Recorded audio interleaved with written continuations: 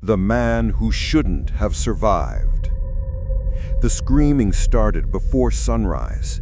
It echoed through the concrete halls of a prison so secure that not even sunlight could break inside. Guards froze. Cameras flicked on. Somewhere in the depths of the Colorado Supermax, ADX Florence, an inmate was shouting a message that chilled every guard who heard it. "He's not supposed to be here. He's not supposed to be alive." And then, silence. This is a true story. A story about the most dangerous prison in the United States, the place people call a concrete coffin, where men are buried without dying. A story about a prisoner who survived something no one ever had, and the terrifying secret he tried to tell before his voice vanished forever. What happened that morning would change everything. But to understand the scream, the terror, and the mystery that shook the entire compound, you have to go back to the moment the new inmate arrived. The bus with no name. It was still dark when the bus rolled through the desert. No markings, no windows, no clues about who was inside. Only a small plate on the side. Property of the Federal Bureau of Prisons. Officer Daniels had seen thousands of prisoners transported in his 20 years, but this one felt different. He said later that the air on the bus felt too still, like the world was holding its breath. The man inside sat perfectly quiet. His wrists were chained, his waist was chained, his ankles were chained. Even the chains had chains.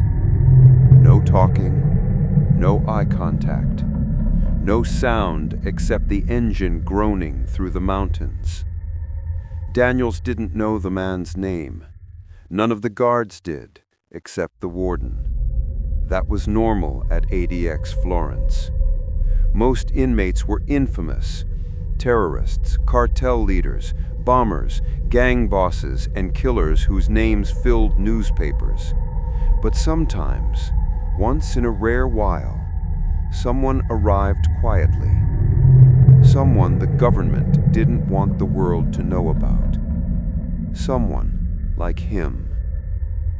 Welcome to ADX Florence. The bus stopped before the steel gate. At ADX, even the gate looked angry. Layers of wire curls, razor edges, and iron bars tall as trees. They didn't open automatically. Not for buses, not for government cars, not even for the warden. Daniel stepped out with a clipboard. A pair of snipers watched from the roof, rifles aimed at the yard. Cameras buzzed like insects. Giant concrete walls rose around the compound, swallowing everything in their shadow. Inside those walls were the men America feared most. Ted Kaczynski, the Unabomber. El Chapo, the cartel boss. Terrorists, mobsters, people who changed the nation with terror. But the guards were afraid of something else, something they never admitted. They were afraid of the sounds. ADX Florence didn't run like a normal prison. There were no shouts in the yard, no laughter, no chatter, no fights in the cafeteria. Just quiet. A heavy quiet. A quiet you could feel in your chest. Because the men inside spent 23 hours a day alone, sealed in concrete cells so thick that even a scream barely made it through the vents. Some guards said the prison swallowed sounds. Others said ADX didn't swallow sounds, it ate them. The man with no name. The bus door hissed open, and the inmate stepped out.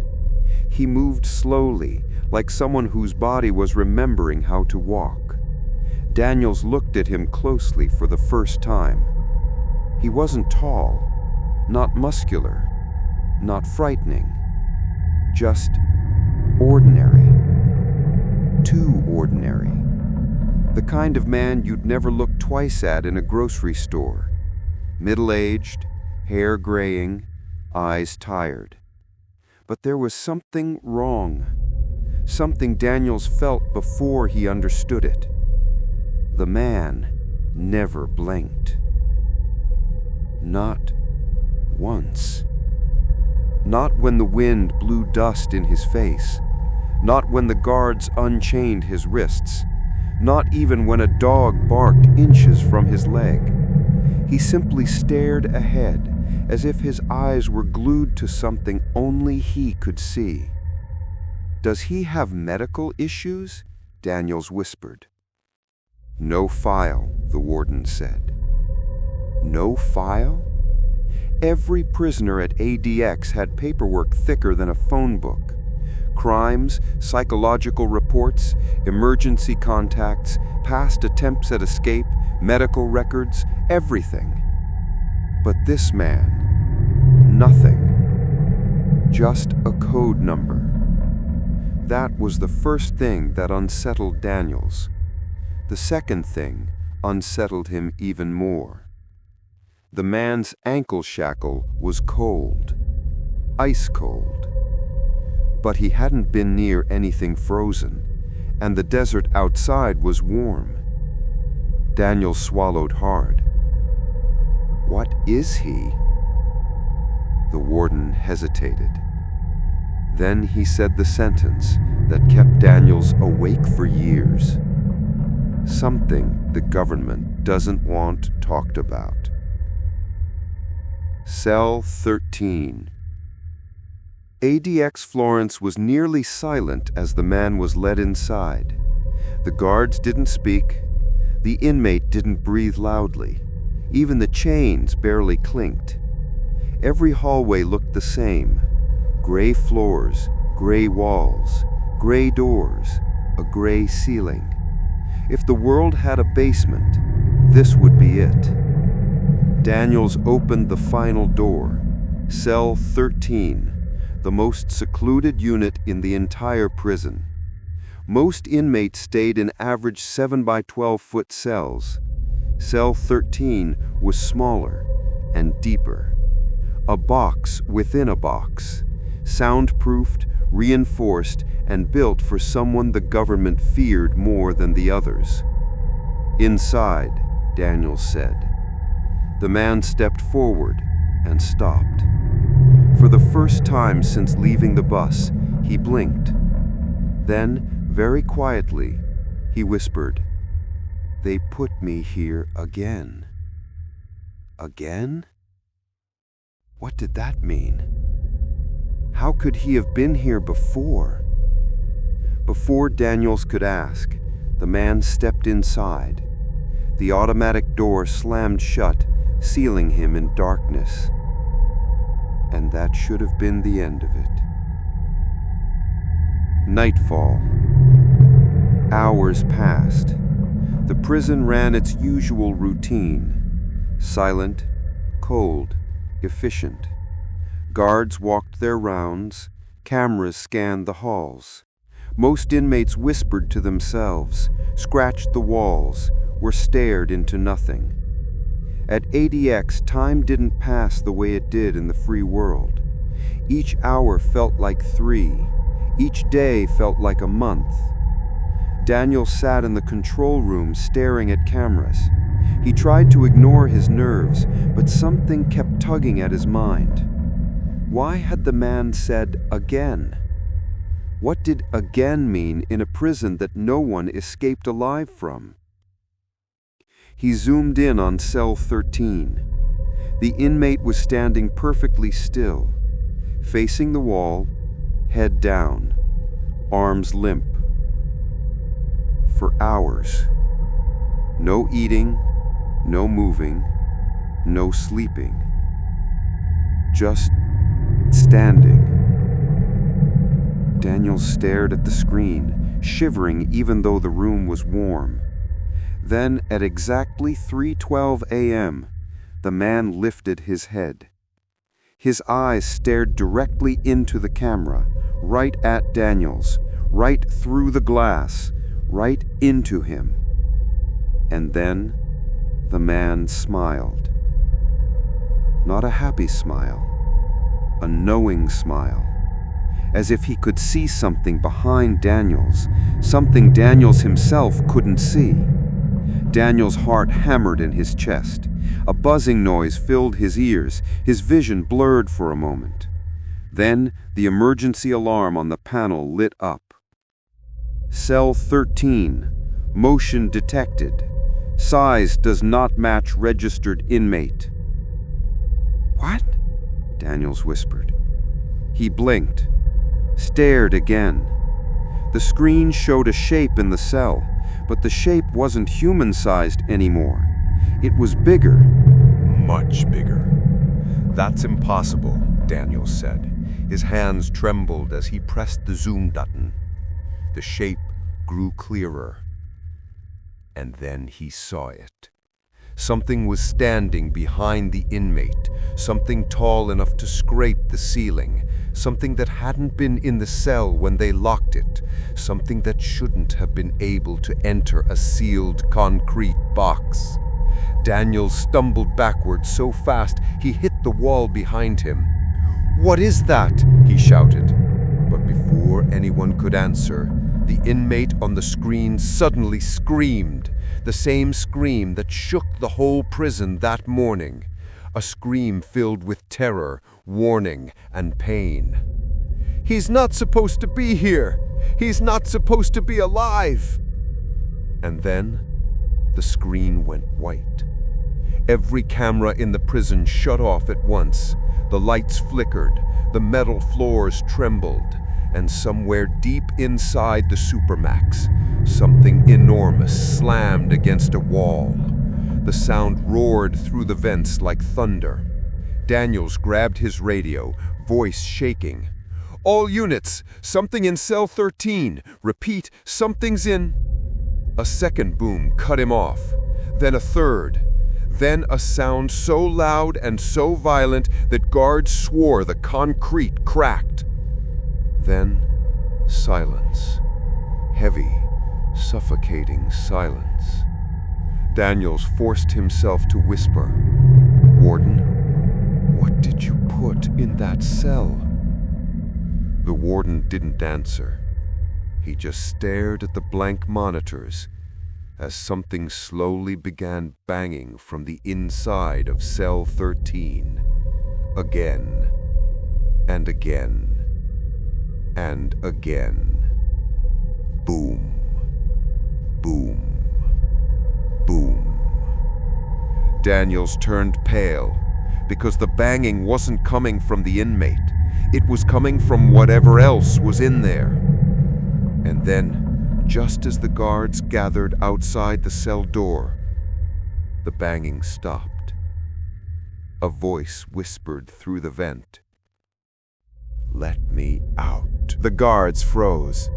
The hallway outside cell 13 was ice cold, even colder than the Colorado night outside the prison walls. No one spoke. No one breathed. Every pair of eyes stared at the steel door, waiting for the voice to speak again. But it didn't.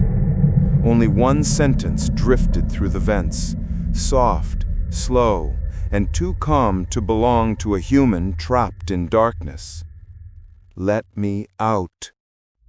This is a true story, and what happened next would become one of the most terrifying moments ever recorded inside ADX Florence. The first mistake. Officer Daniels swallowed hard. His hands were shaking, but he forced them to grip his flashlight. He had opened hundreds of cell doors in his career. Murderers, gang leaders, none who had nothing to lose. But he had never felt fear like this. Not the kind that lived in the mind, the kind that lived in the bones. The warden walked slowly down the hall, his eyes never leaving the cell door. Even he looked scared, though he tried to hide it. "What was that voice?" Daniels whispered. The warden didn't answer. Instead, he said something much worse. "We follow protocol." Protocol meant they had to check the inmate for injury, even if it meant risking their lives, even if something impossible was inside the cell, even if every part of their instincts screamed, "Run." 2 tactical guards stepped forward. Both were tall, heavily armored, and trained for danger. But tonight, they looked like children pretending to be brave. They lifted the heavy steel bar, twisted the lock, and slid open the outer door. A cold blast of air poured out, so cold it stung their faces. The guards stopped. There was another sound now. Not a voice, not banging, not screaming. It was breathing. Slow, heavy, and too low to belong to the inmate. Something was breathing in there. Something big. Inside the control room. Daniels rushed back to the control room while the tactical guards prepared to open the inner door. Cameras were still black, every single one. He frantically pushed buttons, restarted systems, flipped switches. Nothing. The prison was blind. The hairs on the back of his neck stood up. ADX was designed to never go fully offline.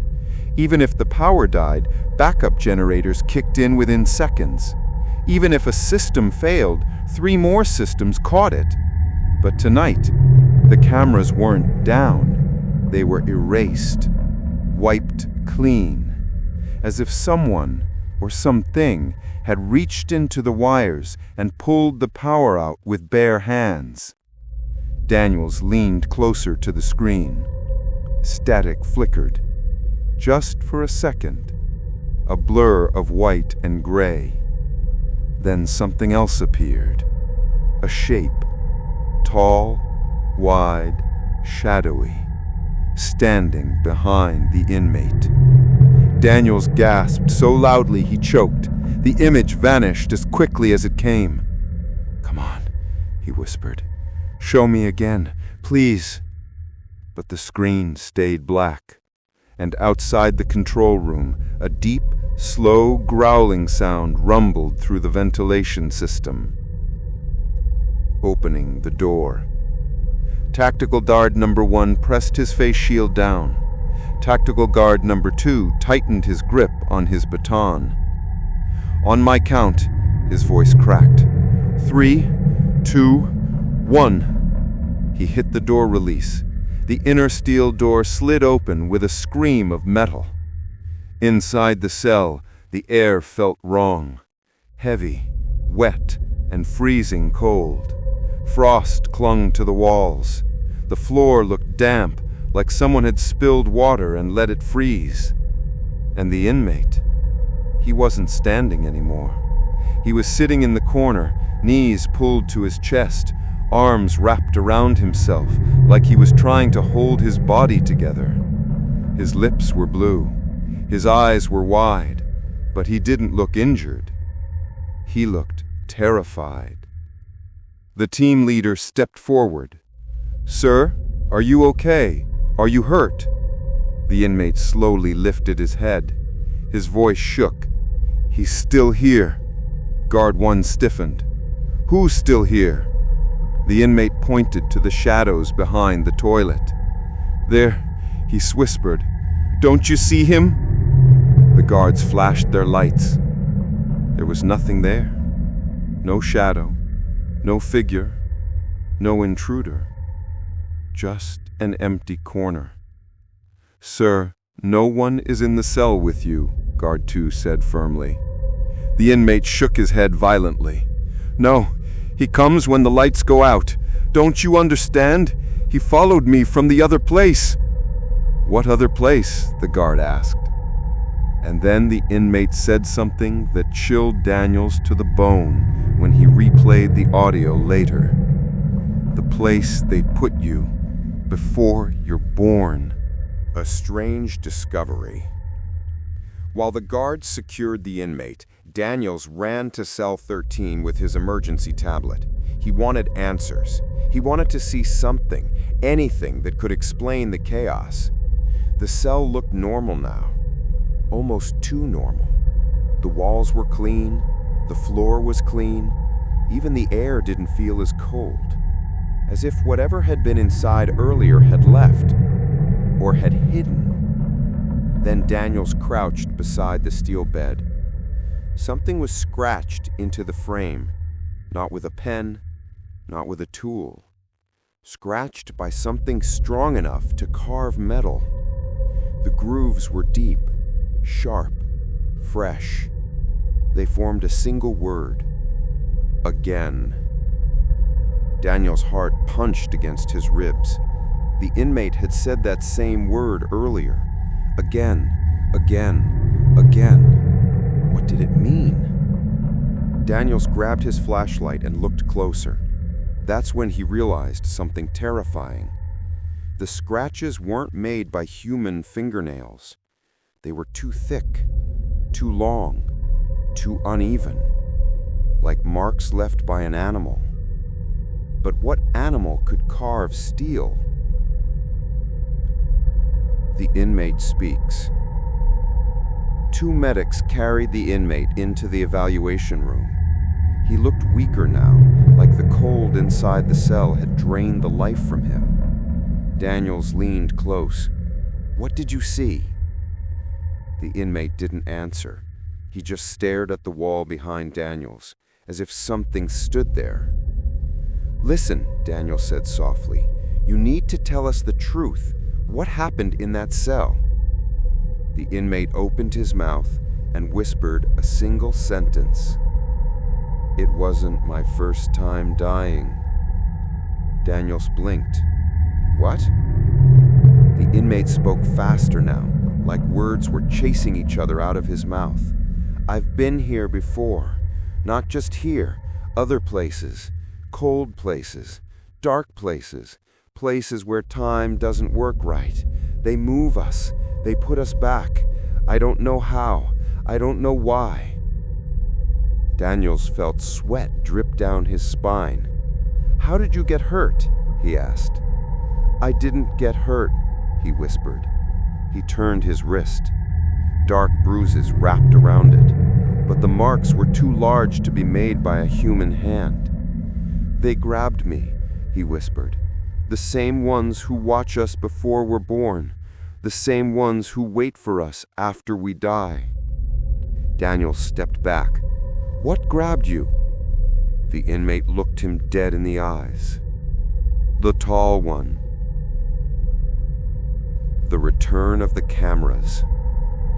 Suddenly, every screen in the control room flickered back to life.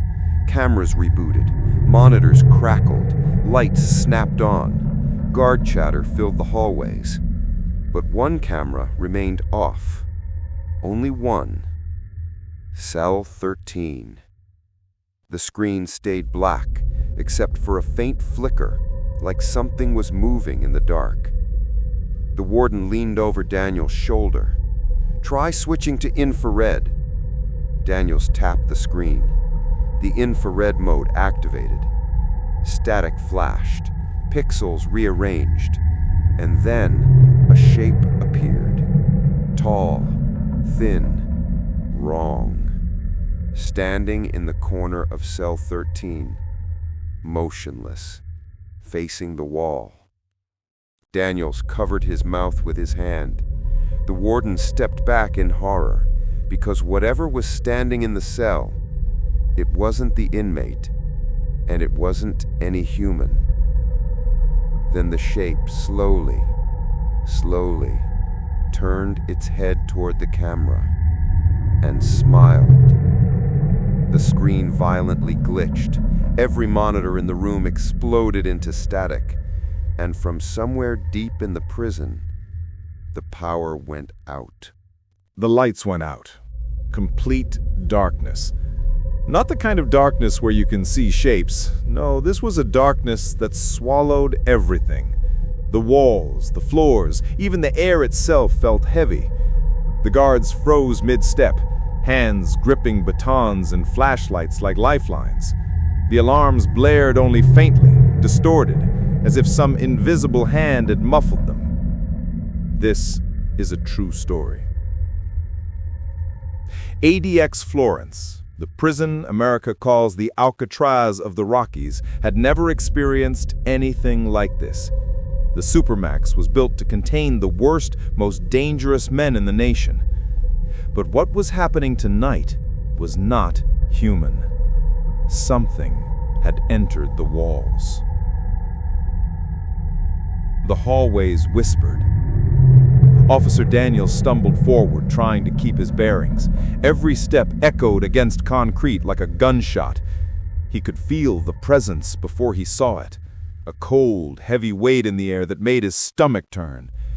And then he heard it, a whisper. Not a human voice, not a radio or intercom. "He's awake." The words slid along the vent system, brushing against the ears of every guard in the hallway. They froze. Nobody moved. The tactical team tried to flash their lights into the dark corridors, but the beams flickered and died. The darkness itself seemed alive, swallowing their torches. Daniel swallowed hard. "Warden? What is happening?" The warden didn't answer. He just muttered under his breath, staring at the black corridors like he could see what Daniels could not. The vanishing inmate. Somewhere in the darkness, a sound broke the silence. Metal clanging against concrete. A heavy, dragging noise. Guard 1 whispered, "That's him. The inmate, right?" Daniel shook his head. "No, that's too heavy. He couldn't move like that." At all once, a piercing scream split the hallway. "Get out! Get out!" The guards turned toward the sound, but the cell they were monitoring, cell 13, was empty. Empty. The inmate had vanished. Daniel's heart skipped. The man had been standing just moments ago, right there in the corner. Now, nothing. Not a shadow, not a shape, not a sound except the echo of that scream bouncing along the steel doors. The warden's face went pale. He wasn't supposed to leave the cell alone. Not like this. Where is he? Where did he go? The answer came almost immediately, but it wasn't spoken. Something heavy and cold slammed against the wall behind them. A thundering crash echoed down the hall, shaking the floor. The tactical guards fanned out, flashlights cutting through faint patches of light leaking from emergency bulbs.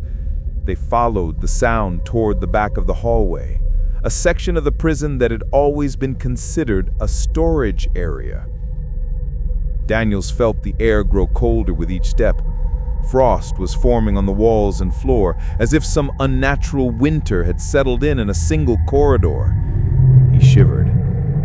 Then, one of the guards stopped abruptly, pointing toward a wall panel. "Sir, the wall. It's moving," he stammered. Daniels leaned closer. The panel wasn't moving by itself. It was being pushed from the inside. Slowly, inch by inch, the metal wall slid back, revealing a narrow tunnel, completely hidden from the prison maps unlisted in any schematics. The smell hit them first. Damp earth, decaying metal, and something rotten.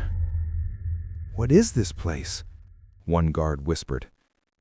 "I don't know, but the inmate came from there." They didn't have time to debate.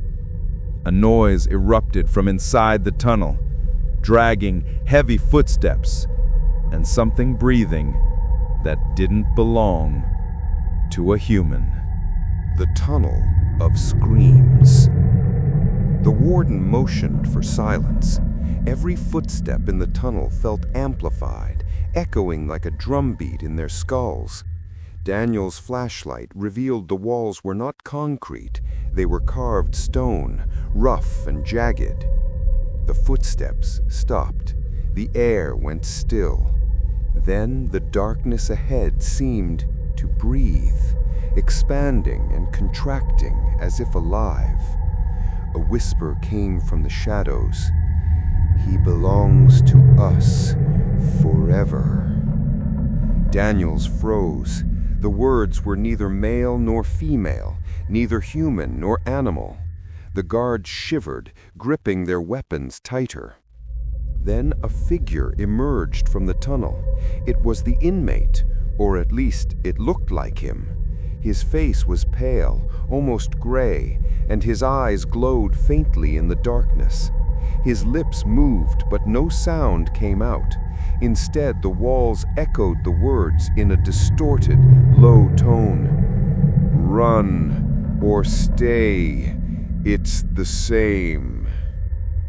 Before anyone could respond, a shadow darted across the tunnel, faster than anything human. The guards swung their flashlights and batons, but it vanished. The tunnel went silent, too silent. Then a noise erupted, a scraping, tearing sound coming from deep inside the stone walls like metal claws digging into concrete, a warning in blood. Daniels moved closer, shining his light on the walls. He froze. Scratches ran along the stone, deep grooves forming words, "Leave now or die." Below the letters, a dark streak ran down the wall, glistening red under the flashlight. Blood? Daniels wasn't sure.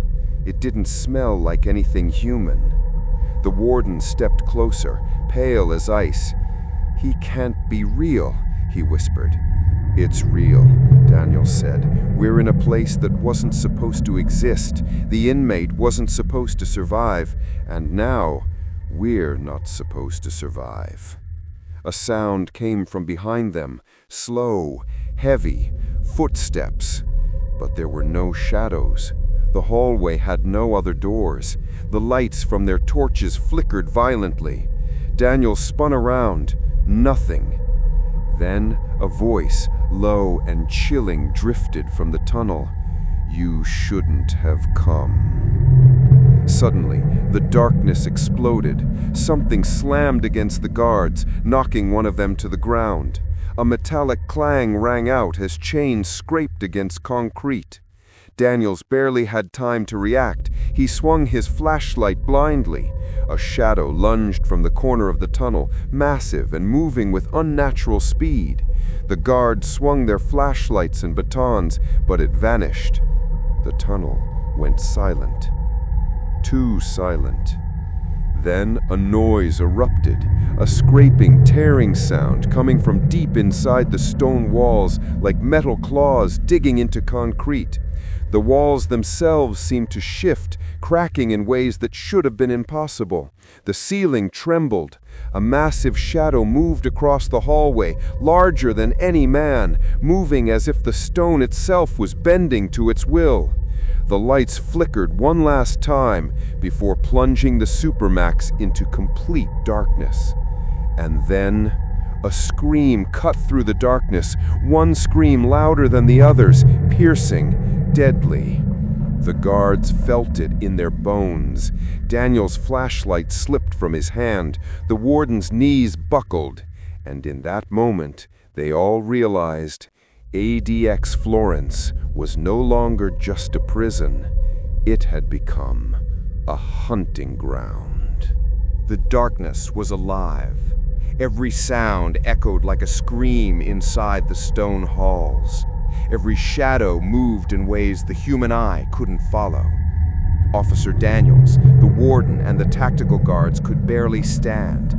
The inmate, pale, trembling, eyes wide, was at the center, staring into a corner of the hallway where no shadow should exist.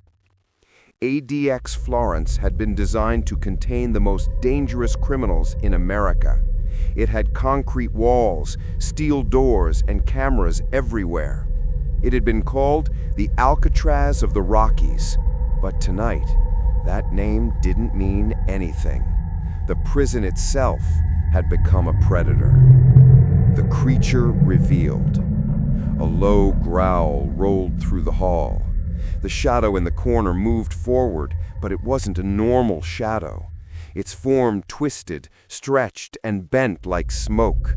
Its eyes glowed faintly red, its teeth long, sharp, and gleaming even in the darkness. Daniel's heart raced. He reached for his radio, but there was nothing, no signal. The lights were out. Every electronic device had failed.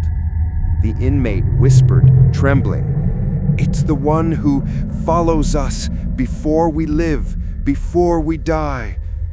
Daniel shook his head. "What are you saying?" The creature stepped closer, moving silently despite its massive size. The guards raised batons and pepper spray, but it was like spraying fog. The chemical mist passed through its body without effect. It circled the inmate, who fell to his knees, hands covering his head. Daniels whispered under his breath, "What do you want?" The creature tilted its head as if listening. Then it spoke, not with words, but with a voice inside their heads. "Release me, or you all die here." The prison becomes a trap. Suddenly, the walls themselves shifted. Steel doors slammed shut in every corridor. Emergency lights flickered on and off, creating strobe-like chaos. Dust and small pieces of concrete rained down. The hallways twisted, like the architecture had a mind of its own. The guards shouted orders, but the sound bounced off the walls in distorted echoes. Every turn they tried to take led them back to cell 13. It was as if the prison itself was alive, feeding the creature's power. Daniels and the warden tried to reach the emergency stairwell, but the doors refused to open. The floor shuddered. A wall of concrete slowly rose in front of them, sealing off the hallway completely. Guard 1 shouted, "We're trapped." Guard 2 added, "It's like the building, it's working with it." The inmate screamed, suddenly pointing to the far wall. "The tunnel! The tunnel is the only way!" They raced toward the hidden passage from Chapter 3. The air grew colder with each step. Frost formed on the walls faster than it should.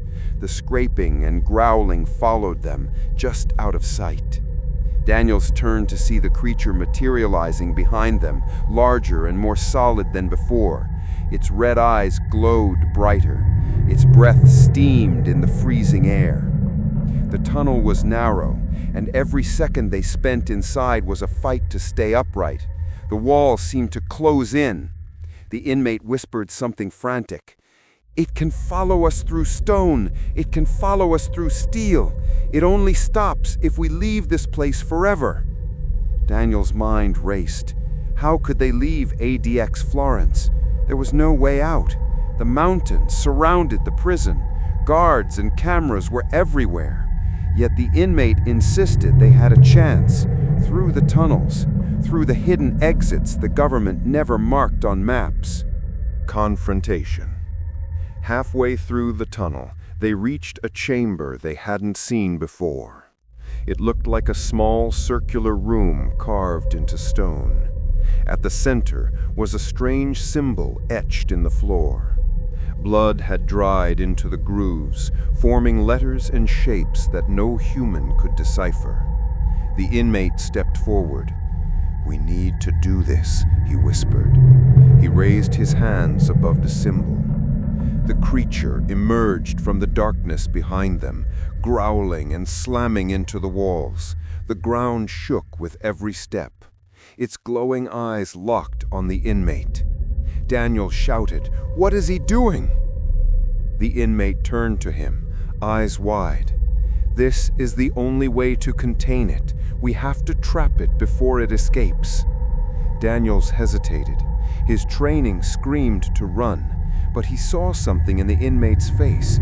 Fear, yes, but also determination. Something primal, something that had survived horrors none of them could imagine. The ritual. The inmate chanted words no one could understand. The symbol on the floor began to glow faintly red. The temperature plummeted. Frost formed over every surface. The creature roared, a sound that shook the stone walls. It lunged forward, but an invisible force slammed it back, pinning it against the chamber wall. Daniels felt the wind from the struggle whip his hair and clothes. The glow of the symbol brightened.